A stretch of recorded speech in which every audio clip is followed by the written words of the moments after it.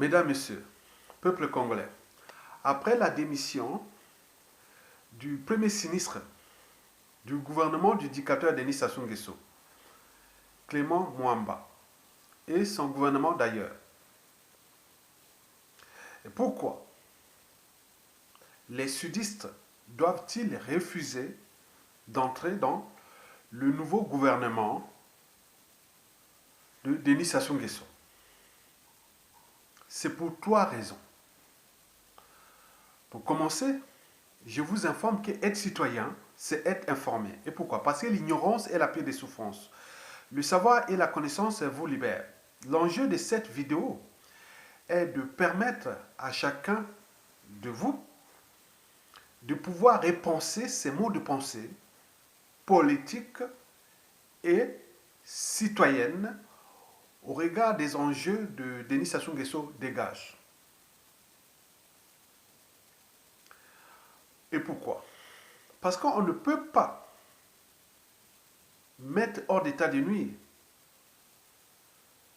le dictateur Denis Sassou Nguesso sans pouvoir repenser notre responsabilité politique, administrative, économique, sociale, culturelle et voire pénale, individuelle et collective au regard des enjeux de la survie de notre pays. Nous devons le savoir que individuellement et collectivement, nous connaissons les responsables et coupables du chaos qui règne dans notre pays. Parmi ces responsables et coupables du chaos qui règne dans notre pays depuis de nombreuses années, figure 1. La France-Afrique, qui nous gère comme des colonies. Or, les colonies sont faites pour être exploitées au maximum. Mais nous, au lieu de penser que nous sommes dans une situation France-Afrique où la galère règne partout dans toute l'Afrique francophone et nous, on peut faire déplacer les problèmes et les solutions. Donc, le premier responsable et coupable de notre situation, c'est la France-Afrique depuis les traités de 1958. On est bien d'accord? Deuxièmement, c'est le dictateur Denis Sassou Nguesso, le pion, celui qui fut placé là pour nous gérer comme des sujets, des indigènes et des esclaves. Cela veut dire qu'on n'a que des devoirs, on n'a pas des droits. Sinon, ça cesserait. Et enfin, il faut aussi en prendre compte de l'élite congolaise corrompue. Et cette élite est du nord au sud, de l'est à l'ouest. Ils ont participé à tous les gouvernements de Denis Sassou Nguesso. Mais paradoxalement, individuellement et collectivement, on a toujours tendance à déplacer la responsabilité historique et factuelle de cette situation catastrophique du pays, que par association ou par appartenance. Comme si on pourrait être intelligent, démocrate, ayant le sens de la raison, de l'esprit critique, de la conscience, le sens de l'État, le sens de l'intérêt général, et autre que par appartenance. Et la citoyenneté, pareil, que par appartenance autre. Mesdames, Messieurs, peuple congolais, c'est ça le piège. Donc, ce piège-là, je n'en veux plus. Et je ne suis pas le seul. Il y en a plein au pays qui pensent comme moi. Bien entendu, on était pris dans ce piège-là. Donc, je vais ici traiter cette vidéo à charge contre cette responsabilité et citoyenneté par appartenance, dont certains en abusent pour leurs propres intérêts, des intérêts particuliers partisans,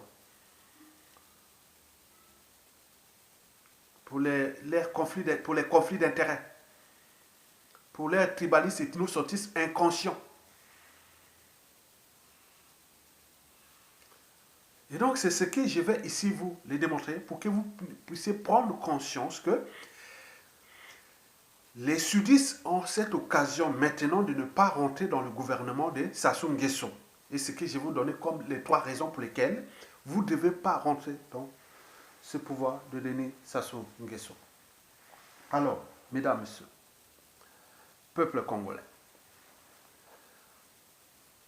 le premier sinistre, ou on dit premier ministre, Clément Mwamba, vient de démissionner. C'était hier, le 5 mai 2021. Bon, il a démissionné. Donc, il peut aller se reposer tranquillement. Je pense, il me semble qu'il a ses 80 ans, c'est ça? Il peut aller se reposer tranquillement. Il ne sera pas poursuivi. Jamais. Jamais poursuivi. Et pourquoi? Parce que quand on voit le bilan catastrophique d'un premier ministre, parmi tous les premiers ministres du Congo, sous Sassou Nguesso, celui-ci fait vraiment la merde totale. Mais il est tranquille. Pendant 5 ans, de 2016 à 2021, il a enfoncé ce pays-là dans le trou. Mais qu'est-ce que ça peut faire? Puisque chez nous, c'est simplement le fait d'être au pouvoir ou avoir une fonction ou un poste de responsabilité politique, administrative et autres pour s'élever au rang social, avoir un statut social ou un train de vie doré et voir une retraite dorée. Et pourquoi? Parce que la responsabilité est par appartenance. Donc ce premier ministre, qui est aussi fait partie des plus idiots des premiers ministres que Sassou est employé, mais là, il n'y a pas de problème puisqu'il est du Sud. La responsabilité politique, administrative et tout au Congo est par association, par appartenance, c'est-à-dire géopolitique. Donc, il peut partir tranquillement. Donc, la responsabilité historique de son bilan sera que des nordistes, puisque le pouvoir était au nord. Ça, c'est la réalité. Ça, c'est la réalité.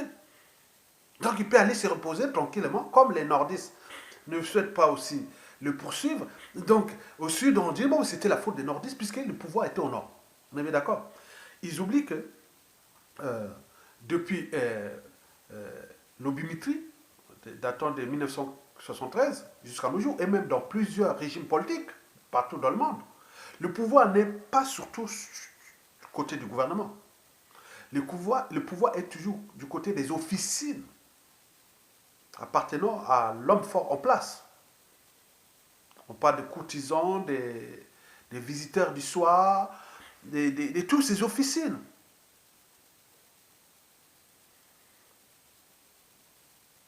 Marine Ngouabi avait ses officines, je ne sais pas si Yombi, Youlou et autres, moi je ne connais pas, mais on peut avoir aussi ces officiers, ceux qui parlaient à l'oreille de Youlou ou de Massamba Deba. Mais Marine Ngouabi de Yombi au Pango, de Pascal Issouba. On est d'accord, c'est ce qu'on appelle officiers, ceux qui dirigent le pays. Donc le pouvoir n'est pas du côté du gouvernement. Donc vous devez vous devez en tenir compte de ce principe de pouvoir. Le pouvoir n'est pas du côté du gouvernement en Afrique. Il est du côté de l'homme fort et de ses officines. Le pouvoir de Sassou Nguesso ou de ses gouvernements, tout ça, est du côté d'Oyo et d'O, au sein de la famille, du clan et autres, des siècles qui gèrent ce pays-là comme leur propriété privée. On est bien d'accord? Mais quand on voit collectivement, avec les l'hécatombe de la condition humaine, sociale et existentielle, mais on dit, oh oui, mais la faute des nordistes, non. Très bien, on continue à alimenter ça.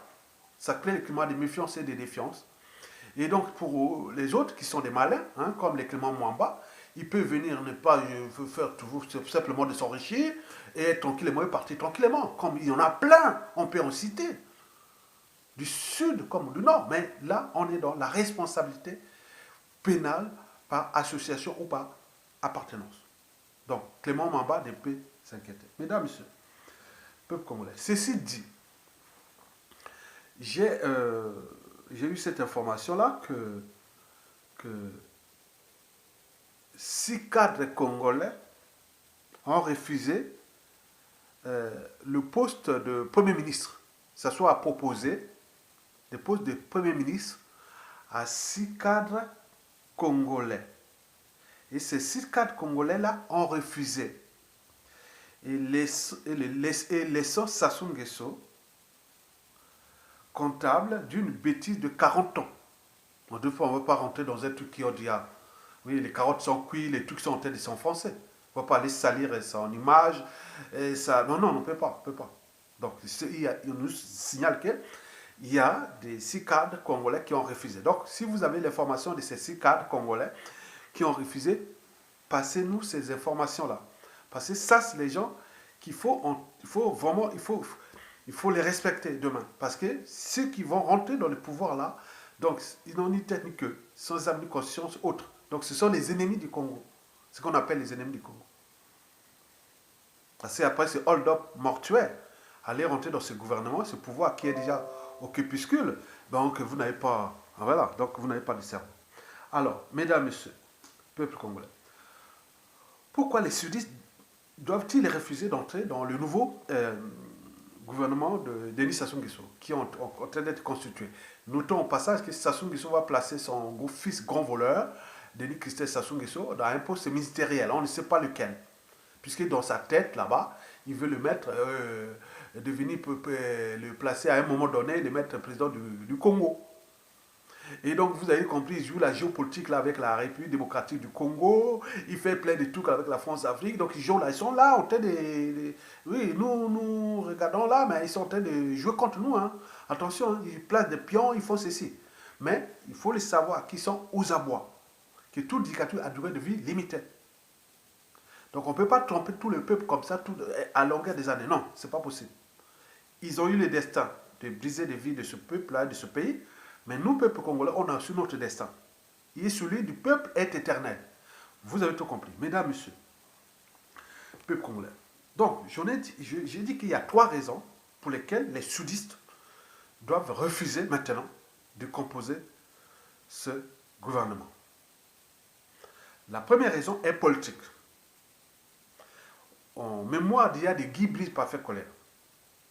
Si vous rentrez là, dans le pouvoir là, donc vous allez trahir la mémoire de Guy Brice Parfait Colère d'un sudiste. Donc quand on va vous dire historiquement, voilà, les sudistes, voilà, on leur a fait ça, mais ils sont toujours là, c'est Sassou. Donc ils ne vont pas dire que la faute des nordistes. Pire encore, il faut savoir que dans toute organisation, qu'elle soit État, entreprise ou association, quand il y a un dysfonctionnement, c'est celui qui a la tête qu'on est responsable. Le poisson pourrit toujours par la tête. On est d'accord? Mais quand vous avez à la tête d'un pays un voleur, ignorant, assassin, idiot et pion de la France-Afrique et tout compagnie, vous allez faire quoi? Beaucoup de gens sont passés là, ils sont tombés, comme des quilles dans un bowling. Vous allez rentrer où? Ou dans un pouvoir où l'intelligence est suspecte. La raison, l'esprit critique et même la conscience politique, c'est suspect. Ça mérite beaucoup de choses que vous connaissez, les empoisonnements, les assassinats et tous les humiliations, beaucoup de choses. Vous allez rentrer quoi? Beaucoup ont tenté, ils sont tous tombés. Vous allez rentrer quoi? Vous allez travailler dans être dans le pouvoir d'un régime où tout est décidé à Oyo là-bas contre le peuple congolais, contre ce pays. Vous allez pour vous enrichir. Très bien.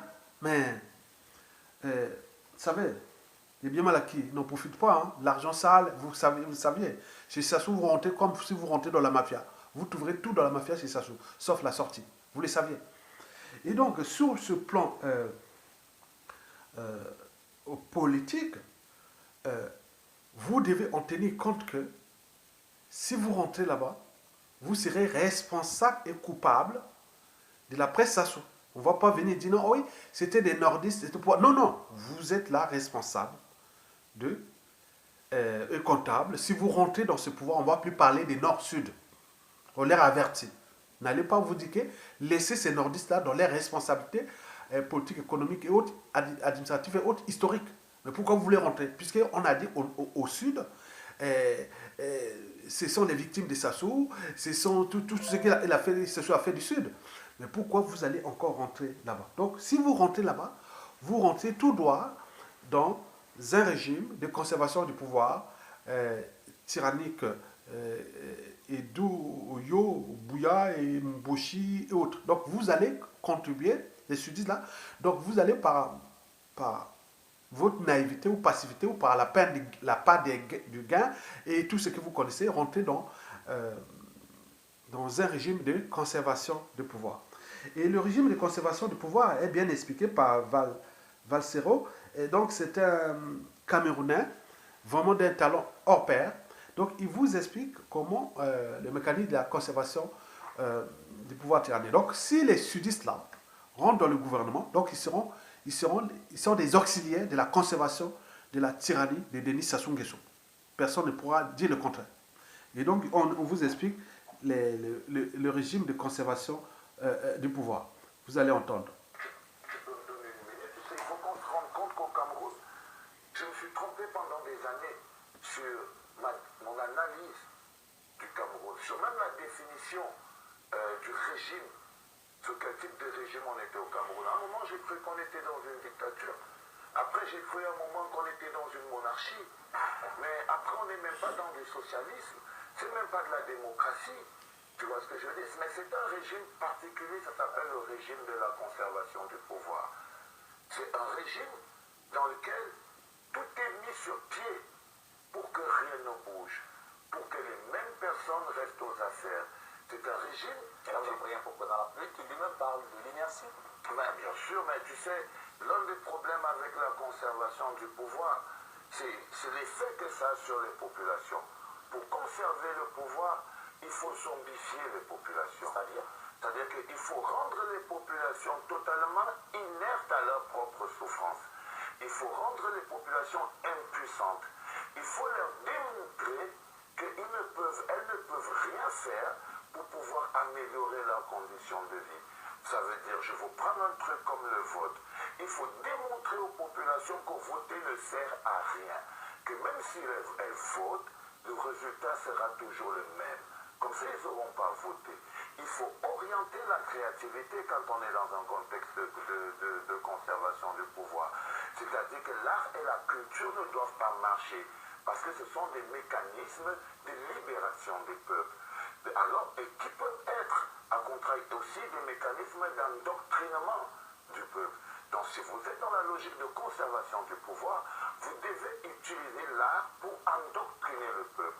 Ça voudrait dire qu'il faut très vite mettre de côté le côté éducation, le côté formation qui existe dans la musique et mettre en avant le côté divertissement et le côté dépravation des mœurs.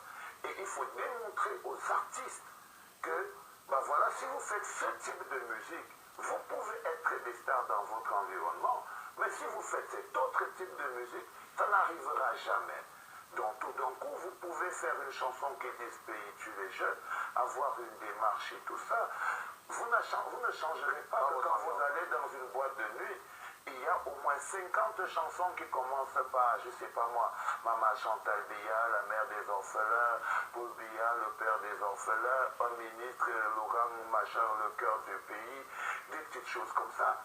Et il faut à tout prix orienter la créativité pour que tous les autres artistes qui viennent et qui veulent faire de la musique sachent quelle direction il faut prendre mais justement pour pouvoir s'en sortir dans notre... J'ai décidé de vivre et de supporter les coups parce qu'il faut bien se rendre compte que vivre en marge d'un processus bien normal qui veut que tu es une star, quand tu as fait une chanson débile, tu es allé chanter à l'école des gamins là-bas à la présidence et tu as fait ta photo avec Samuel Eto'o sur Facebook, dont tout d'un coup tu es devenu une star.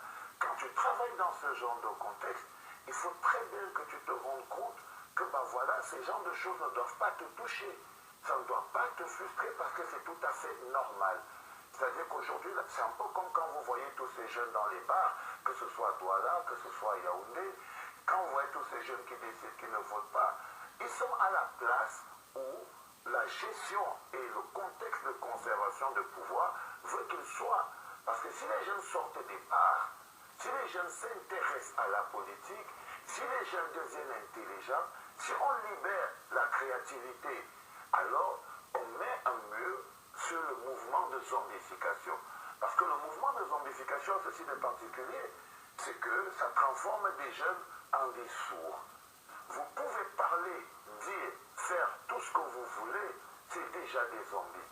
Et après 32 ans, c'est tout à fait normal que tu dises à un jeune, hé, mon frère, est-ce que tu sais qu'il est quand même important qu'on aille s'inscrire sur une liste électorale et te dire que mon ami, ça va servir à rien. C'est normal que tu croises un jeune dans la rue et tu lui dis, tiens, oh, et si on créait notre propre parti politique, juste pour les emmerder, et qui te dit, oh, moi, les histoires de la politique, je veux rien avoir avec ça. C'est très facile que tout le monde dise, ah, je ne veux même pas aller là-bas, parce que c'est les riches qui partent là-bas.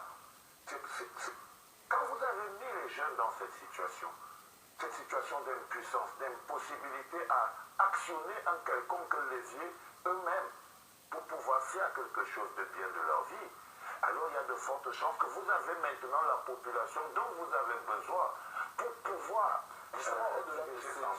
Ah oui, c'est de ça dont je vous parle. Je vous parle de cette capacité à détruire toute forme de prise de conscience. C'est-à-dire que c'est pas comme si les jeunes n'écoutaient pas. Mais ils sont tellement découragés, ils ont tellement été mystifiés, on leur a tellement prouvé leur impuissance et leur incapacité à faire quelque chose pour leur propre développement, qu'à chaque fois, même des concepts qui sont clairs, appliqués dans tous les pays du monde, on va vous dire qu'au Cameroun, ça ne marche pas. Si tu fais une campagne pour dire aux jeunes, inscrivez-vous sur les listes électorales, les jeunes vont te dire, non, on t'a payé pour que tu viennes nous faire voter. Donc quand on a détruit toute forme de cohérence dans l'esprit, parce que c'est de ça qu'il s'agit, il s'agit de cohérence. Alors on vit dans un monde d'incohérence au Cameroun. C'est un peu comme vous pouvez voir une institution comme la CONAC. Dans un contexte de conservation du pouvoir, vous avez la CONAC, mais vous n'aurez jamais un procès en corruption. C'est-à-dire, vous avez des institutions, mais qui ne servent à rien. Vous avez le football, mais vous n'avez que l'équipe nationale. Parce qu'elle a ceci de particulier, c'est qu'elle passionne les gens. Mais le fondamental, tous les Camerounais s'en foutent qu'il n'y ait pas de championnat. Mais si les Lions peuvent gagner une Coupe d'Afrique, il n'y a pas de problème. Le président et son régime de conservation du pouvoir vont capitaliser sur eux. S'il y a un petit chanteur qui a réussi à avoir 10 millions de vues sur YouTube avec un petit tube pornographique, il peut aller chanter, voir le ministre de la Culture, parce que le ministre de la Culture va dire, ah, c'est mon fils, c'est un enfant du Cameroun. Il va te dire, partout où je pars, je représente le Cameroun. Si je pars dans un endroit, je représente le Cameroun. Si je fais ceci, je représente le Cameroun. C'est pour ça que vous voyez tous ces artistes en train de couvrir la tête avec le drapeau à l'aéroport comme des idiots. Parce qu'ils ne se rendent pas compte qu'ils pratiquent leur métier dans un contexte de conservation du pouvoir. On n'a pas un système et une politique culturelle qui permet à un artiste de vivre au Cameroun.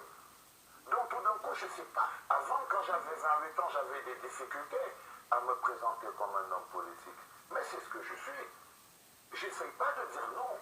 Parce que j'ai fini par me rendre compte qu'on était tous des hommes politiques. Au moins qu'on faisait tous de la politique, mais il y en a qui choisissaient de la subir et il y en a qui choisissaient de la faire. Et j'en ai eu marre d'être quelqu'un qui l'a subi. Parce que mon niveau intellectuel, ma capacité de compréhension de la société, l'impact que j'ai sur les populations ne me permettent plus de rester dans mon coin, de vivre dans mon petit confort d'une société civile où les gens se mettent plein les poches et vivent sur la misère des autres. Le problème du Cameroun est éminemment et profondément politique. C'est-à-dire si on n'a pas de football, si on n'a pas de terrain de foot, si on n'a pas de stade, si on n'a pas de championnat et on veut organiser la CAN, alors qu'on n'a pas de championnat, c'est parce qu'on a une politique sportive totalement à la rue qui ne suit aucune cohérence. Si on prenait point par point, le Cameroun n'a aucune raison d'organiser une CAN, par exemple. C'est-à-dire, si on voit le développement sociétal, on voit le développement infrastructurel, on voit la place qu'a le football local sur l'échiquier national, on voit l'impact que ça, on n'a pas le droit d'organiser une Coupe d'Afrique des Nations. Mais comme on est dans un contexte de conservation de pouvoir, on essaie d'expliquer aux Camerounais qu'il suffit juste d'exciter nos passions. C'est-à-dire de rester là et de se dire, ah, enfin, on va organiser la CAN au Cameroun. Mais si on organise la CAN au Cameroun, c'est juste parce que ça obéit à un agenda politique. Ce n'est pas parce qu'on a réussi à se positionner comme étant un grand pays de football, un pays où les gens vivent du football. Mesdames, Messieurs, vous avez compris. Donc, tous ces sudistes qui vont rentrer dans le pouvoir de Sassou Nguesso là, ce sont ces sudistes-là qui participent au mécanisme de la conservation de la tyrannie de Sassou Nguesso. Point barre. On est d'accord. Donc, sur ce plan, il faut le dire. Personne ne peut dire, ah oui, mais nous, les sudistes, on est des travailleurs, on est des bosseurs, on est intelligents, on aime ceci. Mais vous allez, depuis Sassou Nguesso 1, 2, 3 et 4 aujourd'hui, compter le nombre de sudistes qui sont dans le pouvoir de Sassou Nguesso. Et là, vous aurez mis hors d'état de nuit tout amalgame, polémique, négationniste. Mais il faut le faire la comptabilité, puisque nous, là-bas, la responsabilité politique est haute par association. Maintenant, comptabiliser le nombre de sudistes qui ont été dans le gouvernement de Sassou Nguesso, ou le pouvoir de Sassou Nguesso. Il y en a plein. Donc, si vous allez participer à ce pouvoir, vous rentrez dans les mécanismes de la conservation de la tyrannie de Sassou Nguesso. Donc, vous serez comptable de ce pouvoir sudiste.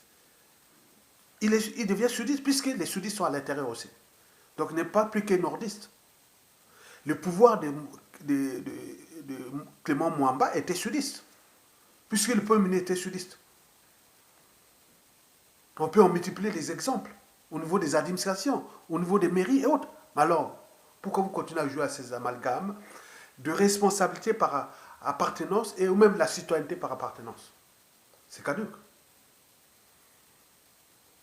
La deuxième raison est géopolitique. Pourquoi les sudistes doivent-ils refuser d'entrer dans le gouvernement?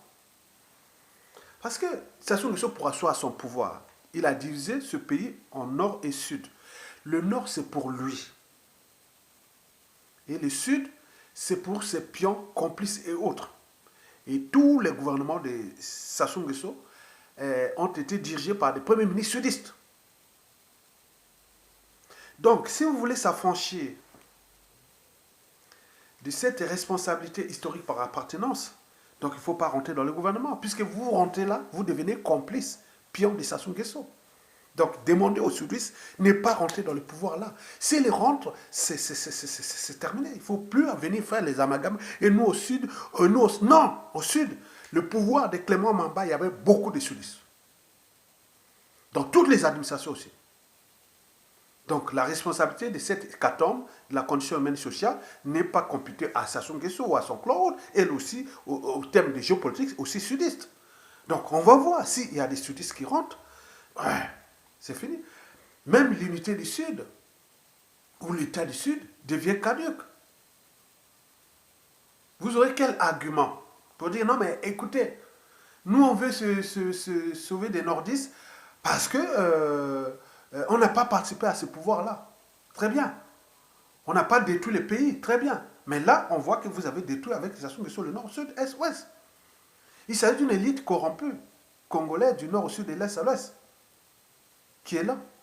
Donc, au point de vue géopolitique, vous devez démontrer aux sudistes, que ce soit pour l'unité du Sud ou l'État du Sud, que ce soit pour surmonter les épreuves, que vous dites non mais avec nous, on ne va plus faire ces jeux-là, donc on fait l'unité du Sud et tout compagnie. Bon, donc, il faut clarifier votre positionnement. Si les uns et les autres sont là-bas, et après on dit derrière, non, non, non, non. Vous savez ce qui a fait du mal à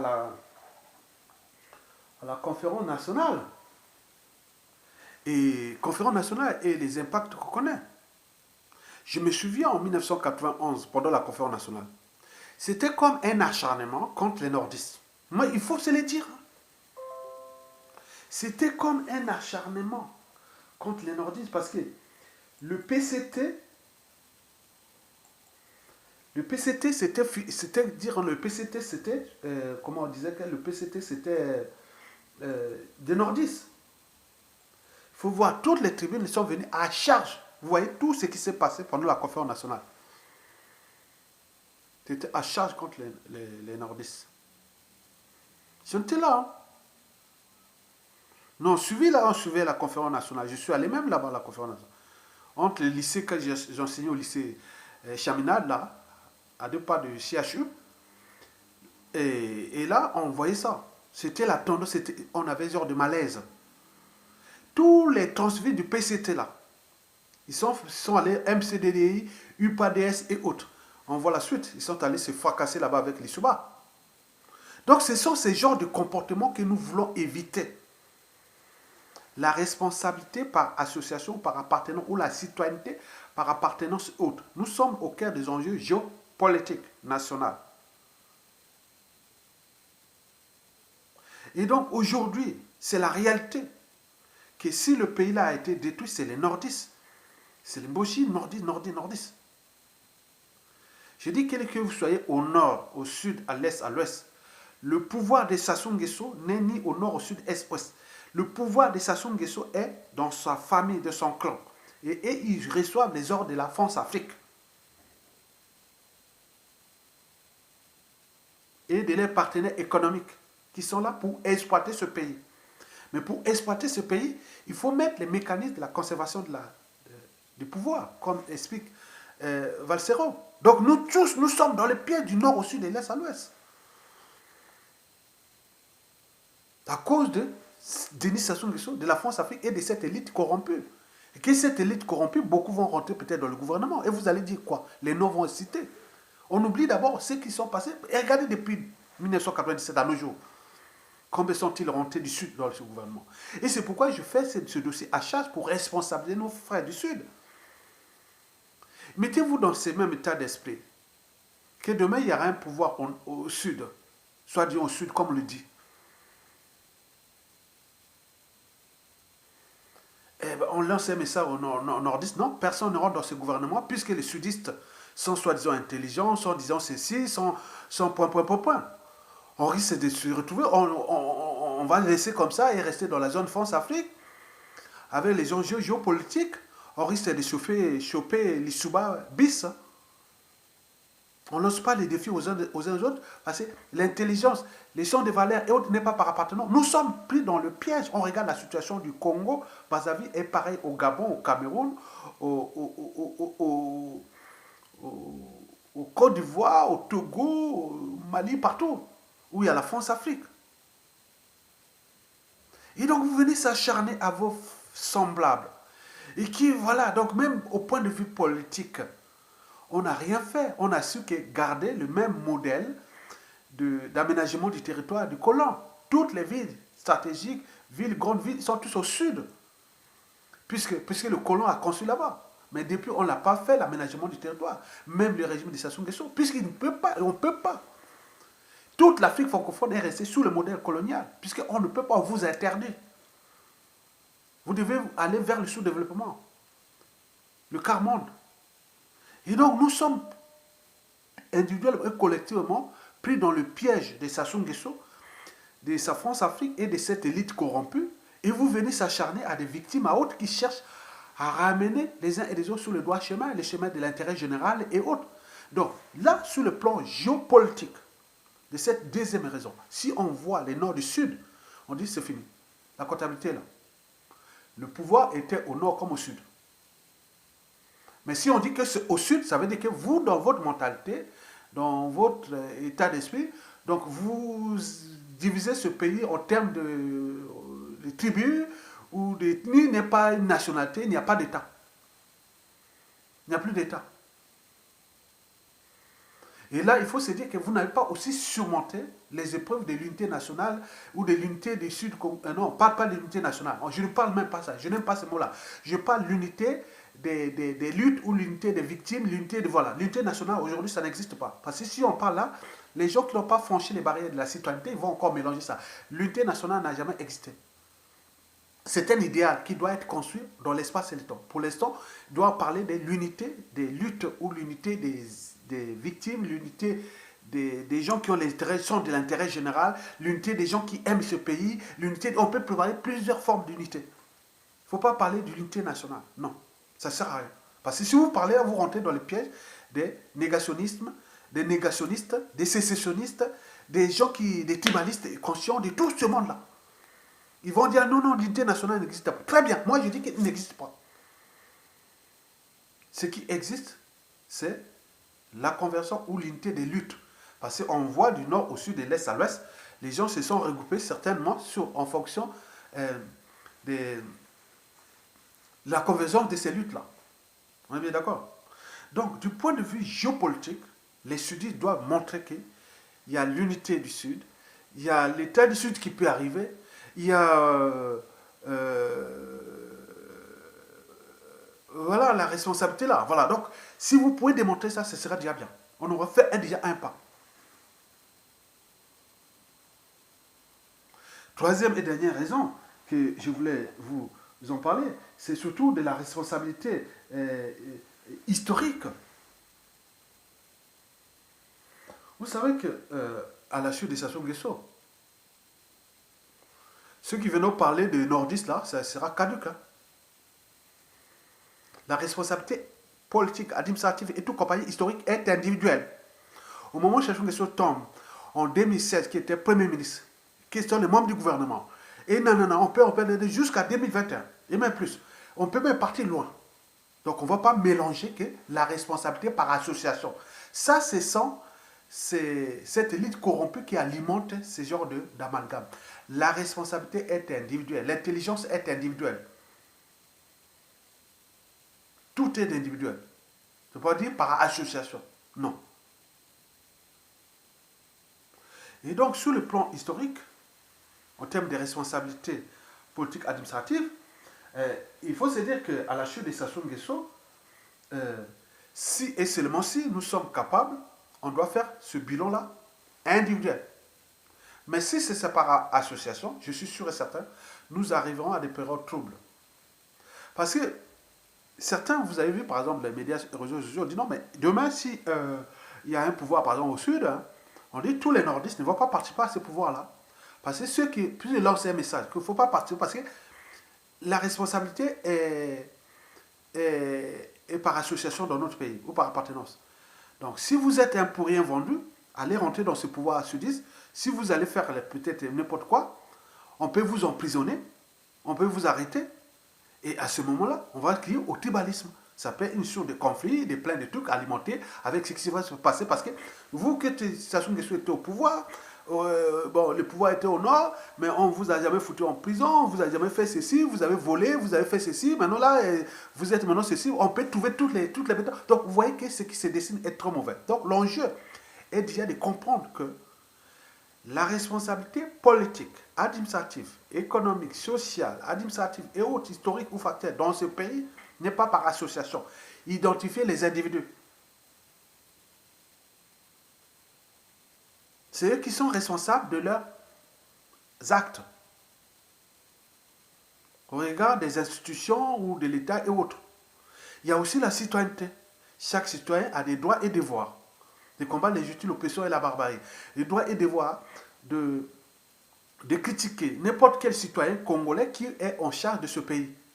Tout citoyen congolais a trois vertus: la désobéissance, la résistance et la révolte contre l'injustice, l'oppression et la barbarie. Et donc, quand vous venez là, donc nous sommes là dans une situation compliquée où certains ont positionné le débat qui est dans la géopolitique et dans le nocentisme. Alors que nous voulons s'affranchir de la géopolitique nord-sud. Pourquoi? Parce que la responsabilité n'est pas par géopolitique, elle est individuelle. Nous voulons s'affranchir de la citoyenneté par appartenance ou par association. Parce que tout citoyen congolais qui a un passeport, une pièce d'identité, il a les droits et devoirs de combattre les ennemis de la nation. Et qu'il a les droits et devoirs de protéger la nation. En protégeant la nation, il se protège lui-même. Par conséquent, ceux qui viennent encore jouer ce jeu-là, vous perdez votre temps. Donc nous sommes là en train de construire, on est dans l'esquisse de l'esprit d'une nation qui n'existe pas encore. Mais après Sassou Nguesso, nous pourrons repenser une nation. C'est un processus. Mais ceux qui continuent à alimenter les amalgames nord-sud et autres, bon, il faut les comprendre parce que dans toute organisation, surtout ou dans toutes les relations sociales et tout compagnie, il y a toujours ces genres d'individus dans toutes les nations, sociétés et civilisations données. Mais l'enjeu est de garder la liberté d'opinion, d'expression et d'association. Maintenant, c'est savoir quel est l'essence de cette liberté. Et si c'est pour détruire ou construire ou autre, on ne sait pas. Donc tout est à repenser dans ce cadre. Mais pour l'instant, je je voulais aussi laisser un message à Mathias Ndjo. Oui, ce message-là a été, oui, pas à vous, hein, par Mathias Ndjo, parce que j'ai lu dans le média réseaux sociaux, c'est écrit Mathias Ndjo. Je gagnerai dans les urnes, je gagnerai dans les urnes en 2021. Mais, contrairement au général Jean-Marie Michel Mokoko, je prendrai toutes les dispositions utiles pour ne pas me laisser voler ma victoire. Mais alors, vous êtes où? Ça se vous a placé à 1%. Donc, vous êtes l'homme de 1%. Même Jean Mokoko l'avait respecté, Mokoko l'a libre 13%. Vous, c'est 1%. Bon, prenez votre responsabilité, on attend. Bon, maintenant, vous avez tout compris, mesdames et messieurs. Donc, l'enjeu de cette vidéo était de montrer que nous devons s'affranchir de la responsabilité et de la citoyenneté par appartenance ou géopolitique. Parce que nous sommes dans une nation à construire. Et beaucoup de ces gens qui alimentent ces amalgames et tout compagnie sont dans les sociétés dites occidentaux, où tous les jours les gens se battent pour l'unité nationale et sont d'avancer ensemble. Ça brûle ici en France, de tous les séparatistes, de tous les... Non, mais ça a consolidé, que ce soit en Angleterre, en Grande-Bretagne, avec les Écossais qui cherchent à être indépendants, les nains, bon, en Espagne, partout. Bon, on lutte pour l'unité. C'est un combat permanent, c'est comme dans la vie. Mais vous venez crier, oh oui, non, non, non, non. Donc, les sudistes doivent prendre leurs responsabilités. Si et seulement si on veut vérifier que la responsabilité politique et citoyenne est par association ou par appartenance. Si c'est par appartenance ou par association, non. Donc, désolidarisez-vous de ce régime. N'allez pas, n'envoyez pas un sudiste. S'il y a un sudiste, donc, vous avez tout compris. Que la responsabilité n'est pas par association, ni par autre, donc ça sera individuel. Donc, cette personne sera comptable de son bilan, comme le premier sinistre, l'ex-premier sinistre Clément Mamba, accompagné de son ex-premier sinistre qui lance les fatwas aux uns aux autres, Fima Issa, qui a lancé les fatwas à Guy Brice Parfait-Collet, on voit les résultats, et qui a lancé aussi les fatwas contre moi, et donc voilà. Donc c'était une responsabilité individuelle. Si vous pensez là, vous perdez votre temps. Ok, très bien. Je vous remercie et à bientôt.